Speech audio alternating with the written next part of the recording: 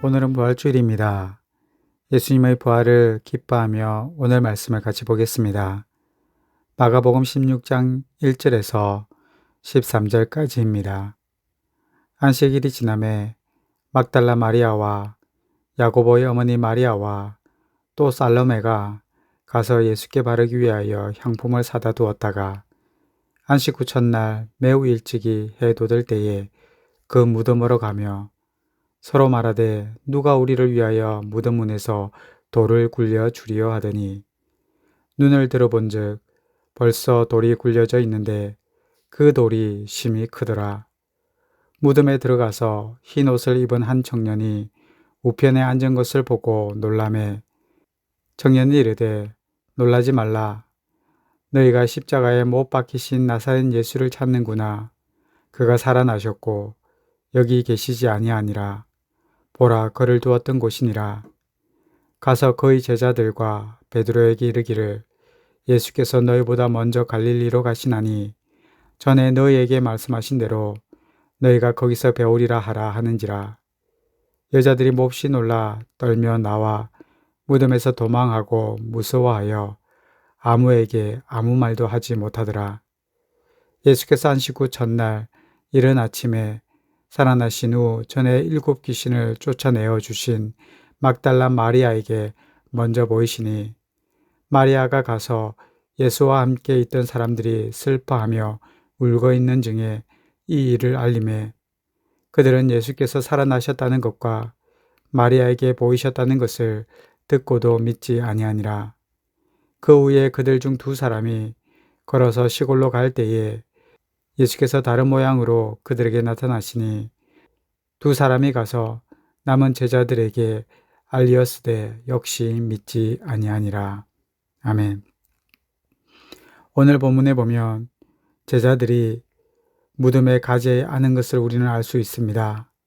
왜 제자들은 무덤에 가지 않았을까요? 오늘 본문에 보면 믿지 않았다라는 말이 있습니다. 사실 제자들은 예수님의 부활을 믿지 않았습니다. 그러면 예수님이 제자들에게 자신의 부활을 말씀하시지 않았을까요? 마가복음 8장 31절에 보면 인자가 많은 고난을 받고 죽임을 당하고 사흘 만에 살아나야 할 것을 비로소 그들에게 가르치셨다고 말합니다.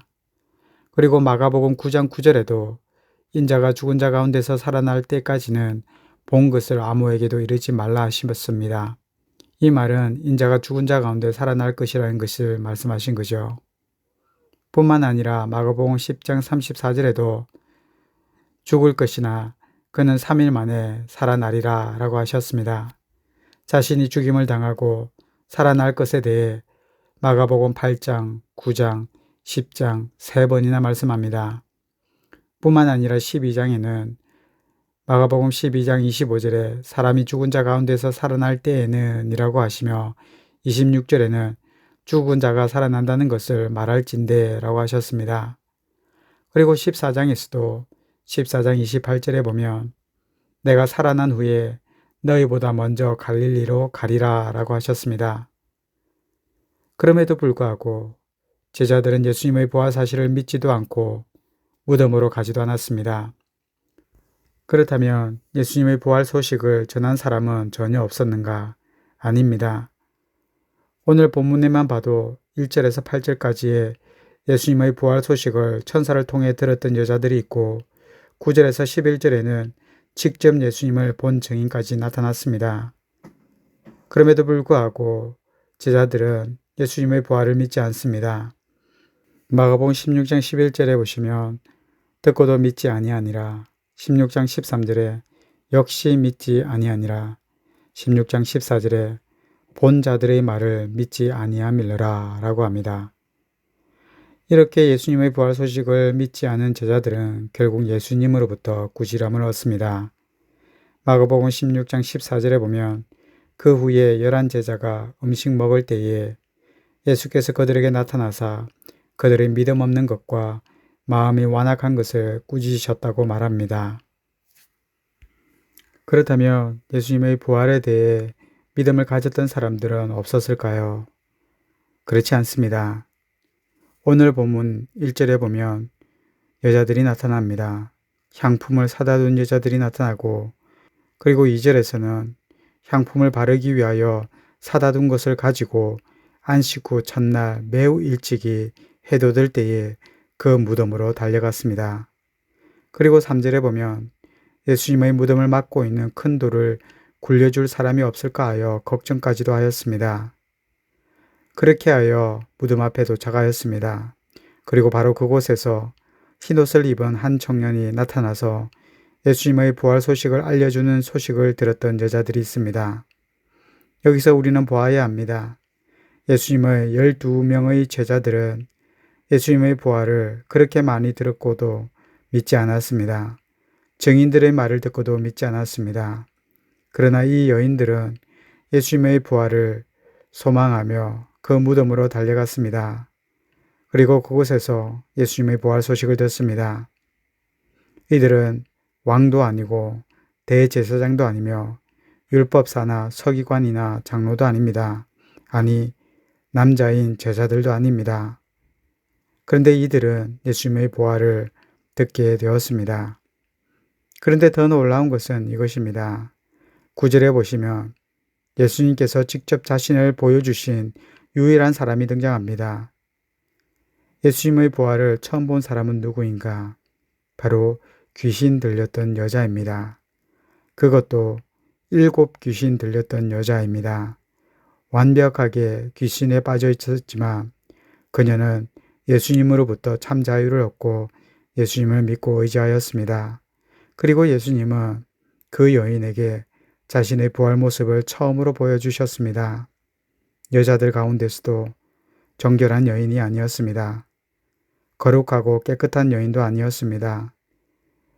막달라라는 지역은 장녀들이 많은 지역, 문란한 지역으로 알려져 있었습니다. 부도덕한 지역입니다. 그런데 그 지역에 있는 여자, 그것도 7 귀신 들린 여자, 그녀가 예수님의 부활을 처음으로 목격합니다.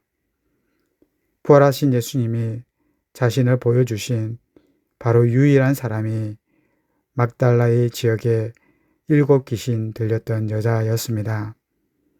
예수님께서는 부활하신 이후에도 가장 비천한 여인에게, 가장 연약한 여인에게 자신을 보여주십니다.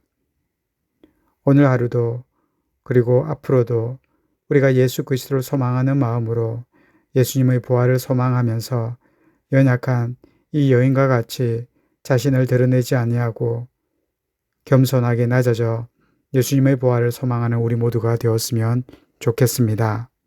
기도하겠습니다. 하나님 아버지, 우리는 수십 년 동안 교회를 다닙니다. 교회를 다니며 예수님에 대해서 수많은 설교를 듣고 성경도 읽고 우리는 예수님을 잘 믿는다고 생각했습니다. 그러나 오늘 말씀을 통해서 우리가 알게 되는 것은 12명의 제자들은 그렇게 많이 예수님을 따라다녔고 예수님의 옆에서 함께 자며 함께 먹으며 생활했지만 예수님의 부활을 믿지 않았습니다. 그러나 비천하고 연약한 여인들은 예수님의 부활을 소망하였고 특별히 막달라의 7 귀신 들렸던 여인은 예수님을 만나게 되었습니다. 하나님, 우리도 교만하고 자만하지 않게 도와주시고 더욱더 겸손하고 낮아져서 비천한 우리에게 보여주시는 예수님의 모습을 오늘 하루도 이번 한 주간도 목격하고 경험할 수 있도록 도와주시옵소서. 겸손한 자에게 나타나시고 교만한 자를 멀리하시는 주님, 우리가 늘 겸손하며 낮아져서 주님의 도우심이 없이는 하루도 살아갈 수 없는 연약한 자임을 고백할 수 있도록 인도하여 주옵소서. 예수님 이름으로 기도합니다. 아멘.